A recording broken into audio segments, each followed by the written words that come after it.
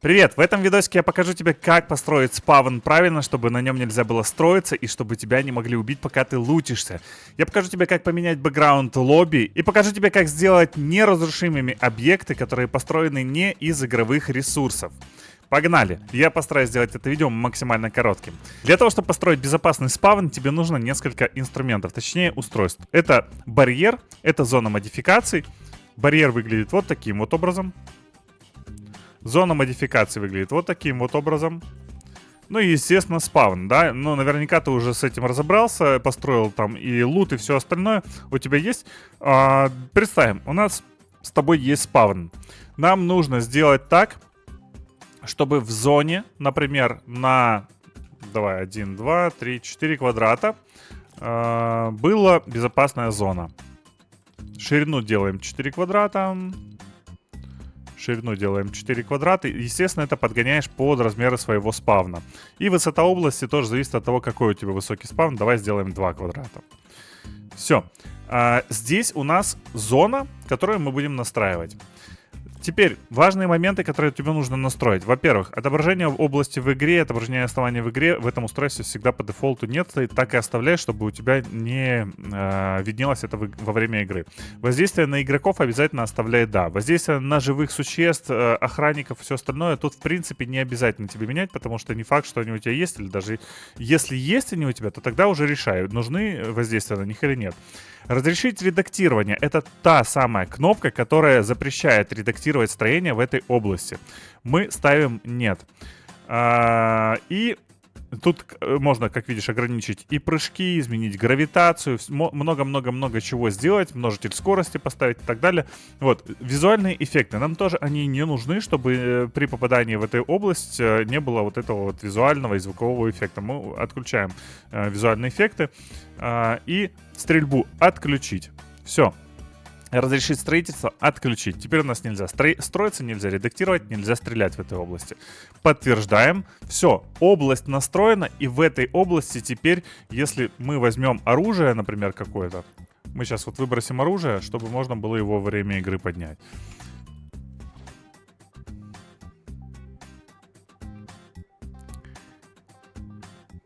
Теперь в этой области, если мы возьмем оружие, мы не можем стрелять, видишь? Я нажимаю кнопочку, но не стреляет. Плюс мы не можем строиться. Видишь, у нас справа появился значок «Запрещена стройка». Все. То есть мы настроили элементарно быстро зону для того, чтобы можно было на ней спокойно лутиться, да, и чтобы никто не застраивал и не мог в тебя стрелять. Но человек может выйти вот сюда и отсюда убить любого, кто находится в этой зоне. Как же нам быть в этой ситуации? Для этого мы используем барьер. Барьер мы настраиваем, я не люблю его очень делать толстым, я люблю вот прям вот так 0.1, 0.5. Вот, высоту барьера также ставим 2 клетки, как высота у нас той зоны. И длина барьера 4 клетки, как у нас стоит длина зоны. Да, то есть под наш спавн настраиваем. Ставим его вот тут вот получается. Плюс-минус.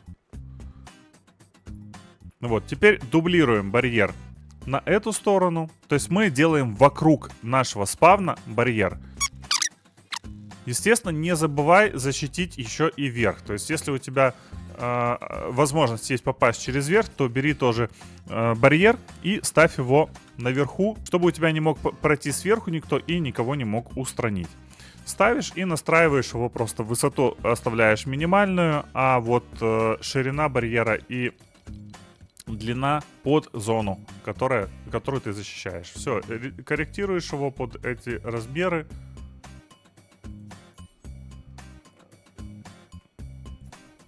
И у тебя готовый спавн, через который нельзя стрелять. Здесь важные моменты. Если ты хочешь сделать так, чтобы человек мог отсюда выбраться, да, ты можешь либо сделать телепорты, которые будут телепортировать в зону боевых действий, либо ты можешь настроить вот это устройство, барьер, таким образом, чтобы через него можно было проходить, но при этом нельзя было стрелять. Для этого тебе нужно зайти в настройки, пуленепробиваемый барьер оставляешь «да», столкновение с камерой отключаешь, игнорирование команд ставишь «все». для того, чтобы все могли пройти. Все. И дальше такие же настройки на других барьерах. Давай я пока вот... У нас справа, получается, открытый будет, а все остальные будут закрыты. Для того, чтобы показать, как это будет действовать.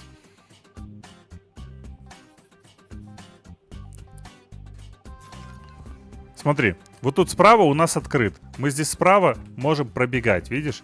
Здесь вот мы, бамс, не можем пробегать. Здесь тоже не можем. А здесь я сейчас настроил, чтобы он игнорировал команды и не было столкновения с камерой. Видишь, мы можем пробежать сквозь барьер. Как же нам проверить? Давай проверим, будет ли пролетать пуля через него. Для этого мы с тобой возьмем сейчас ботиков какого-нибудь или животного. Да, ботиков все время делаю. Давай возьмем животных. Так, все переместилось. Что-то Fortnite добавил, потому что вот эта фигня была еще вчера вот здесь. Что-то добавили. Вон, животные тоже переместились, они были с этой стороны. Окей, ладно. Разместить сюда. Давай настроим их. Нам не надо слишком много, пусть будет у нас один. Все, здесь ничего не меняю, оставляю все по дефолту. И вот за барьером поставлю еще одного, для того, чтобы нам проверить, как это будет работать. Здесь же сейчас еще надо все-таки поставить устройство выдачи предметов, чтобы можно было нам...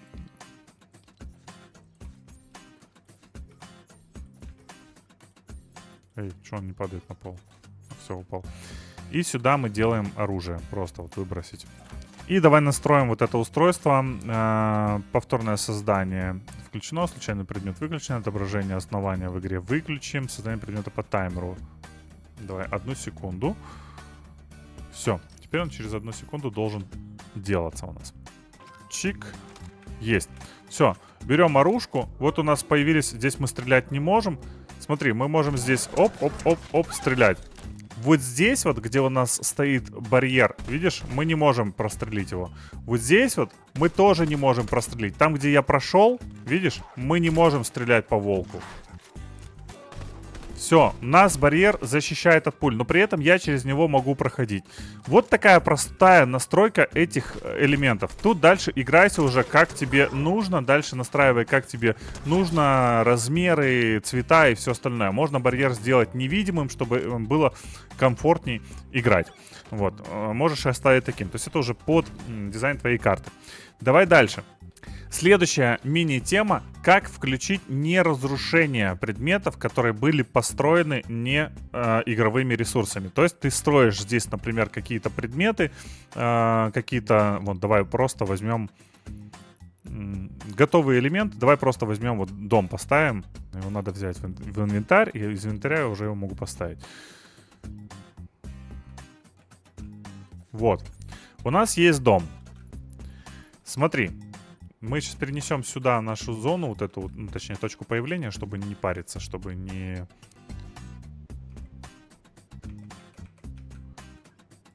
Ставим. Теперь включаем и смотрим, что у нас происходит.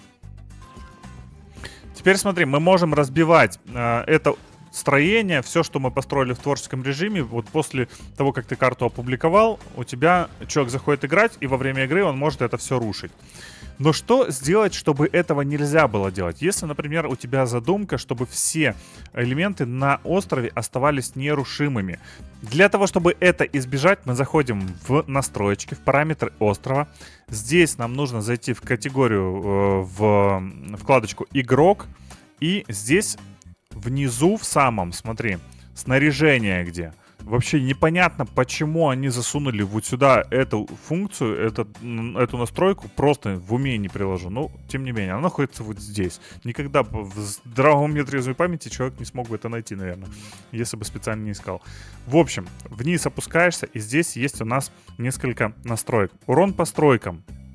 Всем постройкам. Определять, каким постройкам игрок мог наносить урон в зависимости от того, кто их возвел. Данный параметр активируется с параметром урон окружению.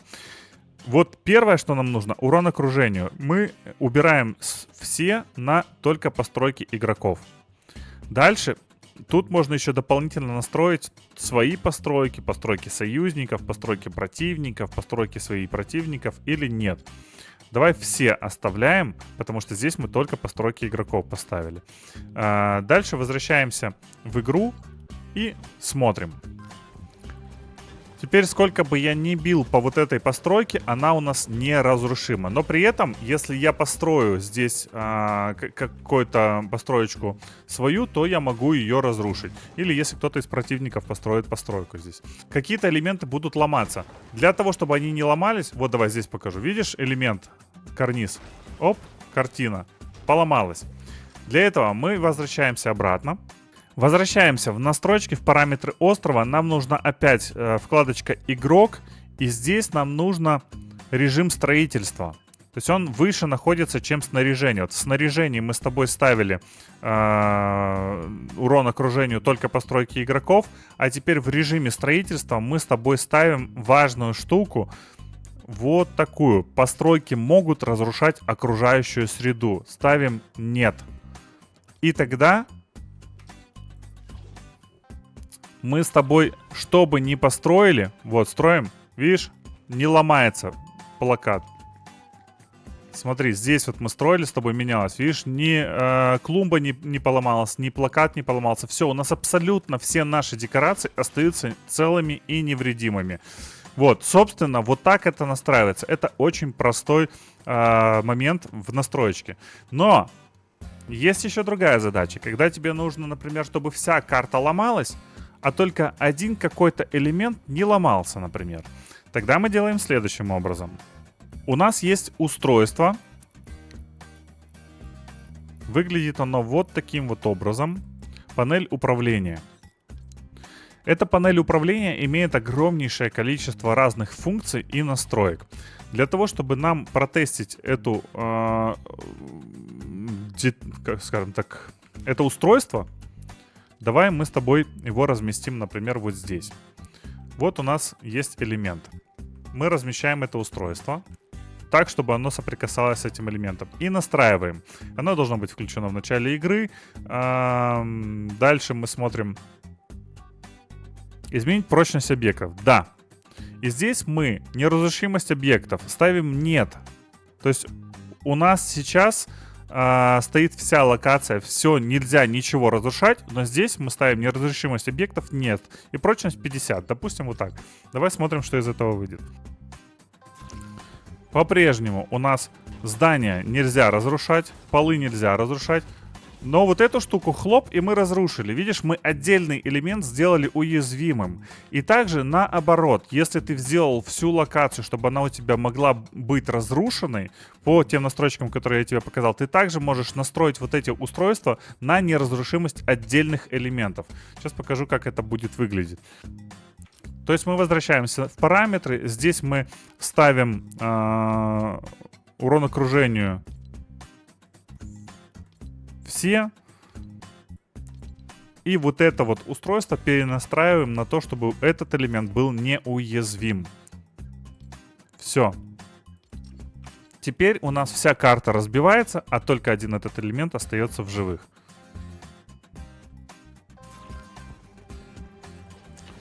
Видишь, я могу тут разбивать спокойно все.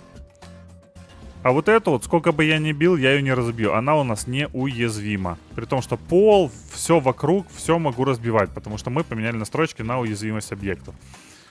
Вот так это просто настраивается. Поехали дальше. Так, и следующее, последнее, что я хочу сегодня осветить. Тема, которую попросил меня один из подписчиков помочь ему. Как? Сможешь ли сделать туториал, чтобы изменить бэкграунд в лобби своей карты? Да, конечно. Смотри, для того, чтобы сделать бэкграунд, очень просто. Можно зайти, во-первых, в настройки, параметры острова. И здесь у нас с тобой в обзоре, в первой вкладочке, есть кнопочка «Обновить фоновое изображение для лобби». Нажимаешь, и вот тут вот уже играешься. Смотришь, так, хочу, чтобы вот так вот стоял. Вот так. Чпок. На Е. Сделал снимочек, на Е подтвердил. У тебя теперь в твоем личном кабинете, когда ты будешь публиковать карту, будет эта картинка предложена для того, чтобы сделать ее фоном лобби. Плюс есть еще классный вариант. Ты можешь, когда у тебя полностью готовая карта, давай представим, что вот эта вот карта у нас и есть та самая, которую мы хотим. Вот, кстати, фон лобби, да, у меня здесь есть. которым мы хотим поменять фон в лобби. Мы заходим на эту карту, уже опубликованную. Так, посмотрите, что происходит. Что? Только, короче, со спринтом только у меня этот скин нормально смотрится. А вот так, видите, у меня он что-то внутрь уходит. Короче, баг какой-то, глюк опять в творческом режиме Fortnite, ребят. Поэтому я сейчас зайду в кабиночку, поменяю скинчик для того, чтобы вам было комфортнее смотреть. Короче, шляпа какая-то, ребята. У меня что-то заглючило. Творочка сейчас. Ладно, объясню так, на пальцах. Зашли на карту буквально 10 секунд, 20 секунд. Побыли на карте. Главное, важно. Вот, например, я хочу, чтобы у меня на фоновом лобби стоял вот этот шар, здание с шаром с воздушным. Я тогда не подхожу к нему, чтобы скинчик мой там не был виден, чтобы все было красиво и чистенько. Нажимаю вернуться в лобби. Потом нажимаю сверху здесь карьера. И внизу справа повторы. Здесь хранятся все повторы за... вон каких-то 2 устаревших. Я их удалю, чтобы они не занимали место. Вот здесь хранятся все повторы, которые были сделаны. Сейчас вот минута 26 секунд. Это последний повтор, который был сделан с моей игры. Заходим в него, открываем. И у нас грузится вот наша последняя игра, в которую мы заходили.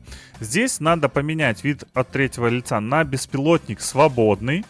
Для того, чтобы можно было спокойно перемещаться. Можем сразу на паузу ставить, чтобы не бегал там наш этот персонажик. Здесь колесиком можно приближать или отдалять. Можно летать с помощью кнопочек E подниматься наверх. С помощью кнопочки Q опускаться вниз. Вот таким образом регулировать свое положение. Вот. Здесь мы можем сделать, лучше делать с запасом картиночку. Вот, чтобы она была не сильно маленькая у вас, чтобы вы могли ее потом обрезать. Вот, здесь выбираем ракурс, который нравится. Вот, например, мне нравится вот такой ракурс. Но я, наверное, возьму чуть-чуть больше запаса, чтобы точно потом все разместить, как мне хочется. Нажимаю кнопочку глазик и просто делаю принт-скрин своего экрана. Потом просто открываешь это изображение у себя из сохраненных снимков экрана. Вот оно у тебя появляется. И с помощью инструментов «Изменить» меняешь ему соотношение сторон. К сожалению, здесь не так все просто. Нельзя просто ввести циферки, которые тебе надо. Ну или я просто не знаю, может у вас есть какие-то дополнительные другие приспособления, программы, в которых это можно сделать попроще. Вот. Здесь просто меняешь под нужные размеры. Хлоп, хлоп, там не помню точно размеры какие. Ты выбираешь вот то, что тебе надо. Центруешь, как ты хочешь. Вот. И у тебя, допустим, готовая картинка появляется, да, которую ты можешь уже использовать потом при публикации карты, добавить в фоновое изображение. Вот главное, чтобы вот этот параметр размеров был точно такой же, как рекомендуется при публикации карты. Все элементарно просто. Вот. Таким образом, ты можешь вот эту картиночку еще закинуть в какую-нибудь программу, чуть-чуть допилить цвета, нанести сюда текст, как это я делаю обычно для карт. Вот, если ты хочешь сделать превью, например, со своей карты. Вот, если просто фоновое изображение, то вот таким вот образом делаешь и все. И у тебя готовая фоночка для твоей карты. Закончил, просто выходи в лобби, и на этом финита ля комедия, как говорится. Все, друзья, максимально постарался сжато вам донести вот эти 3 темы основных. Вот. Пишите в комментариях, какие у вас есть вопросы. Буду стараться записывать видео каждому на каждый запрос по каждой теме. Если у вас есть проблемы или задачи, я вам помогу их решить. Подпишитесь обязательно на канал, поставьте лайк и прожмите колокольчик. Не забудьте написать в комментариях, было ли это видео для вас полезным. Спасибо большое за просмотр. Всем классного дня. Пока.